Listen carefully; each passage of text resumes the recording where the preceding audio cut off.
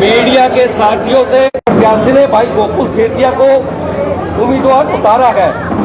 आज ये अपनी बात मीडिया के समक्ष रखेंगे और मैं मीडिया से भी कहूंगा कि वो हमारे को पूर्ण रूप से कोऑपरेट करे।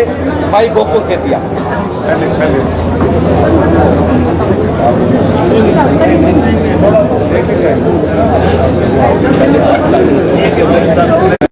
कृष्ण पुराण सारे सारे और किसी पंकज जी, किसी का नाम गोपी जी, सबका मैं धन्यवाद करता हूँ। वो इतना मजबूत है कि कहीं ना कहीं मैं भी इस प्रकार का आदमी हूँ। मेरे तक अगर कोई इस प्रकार की बात पहुँचती है तो सारा परिवार बैठा है, हम आपस में डिस्कस करके इसको साझा करके और इन चीज़ों को हम कहीं भी उन लोगों को सेंध नहीं लगाने देंगे।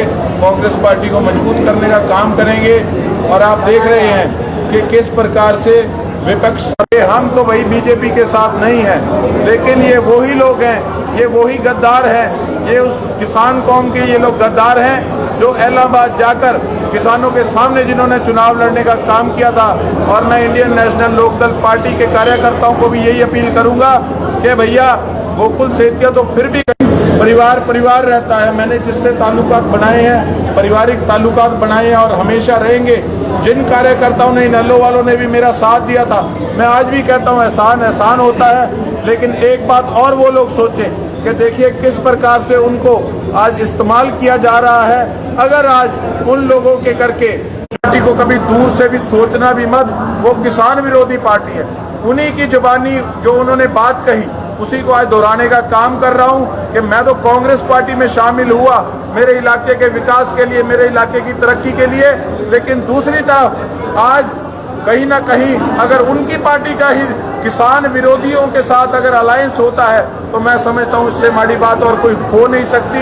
मैं एक बात कह रहा कि पार्टी को देखकर तो आज किस प्रकार से अगर वो बीजेपी के लोगों को वोट डालेंगे तो कहीं ना कहीं उनको समाज के अंदर अपनी कौम के आगे जवाब देना मुश्किल हो जाएगा।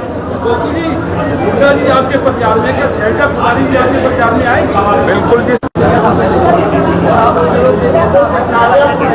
मैं आवाज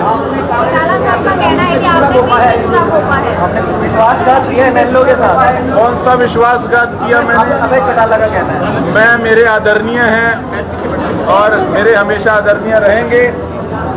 कौन सा पीठ में छुरा घोपा?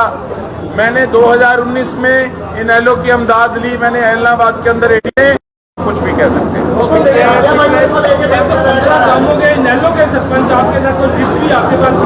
बाजारों में उनके साथ नजर आए क्या?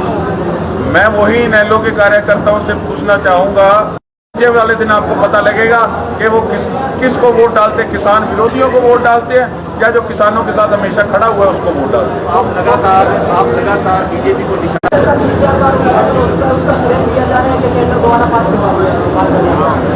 देखिए, टेंडर का आचार डालेंगे।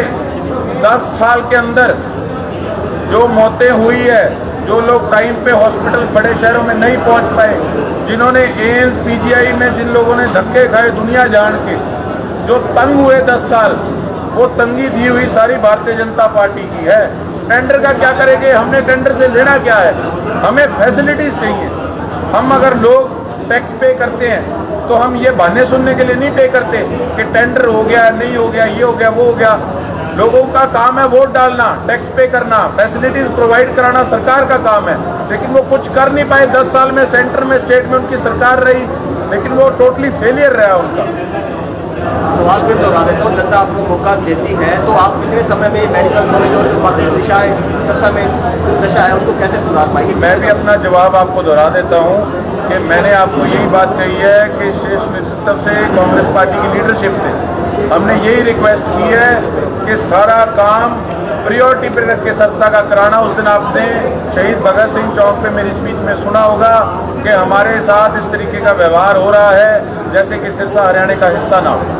अब टाइम पीरियड कोई कुछ नहीं कह सकता, पर हाँ टेढ़ी चोटी का जोर लगा देंगे। आप सभी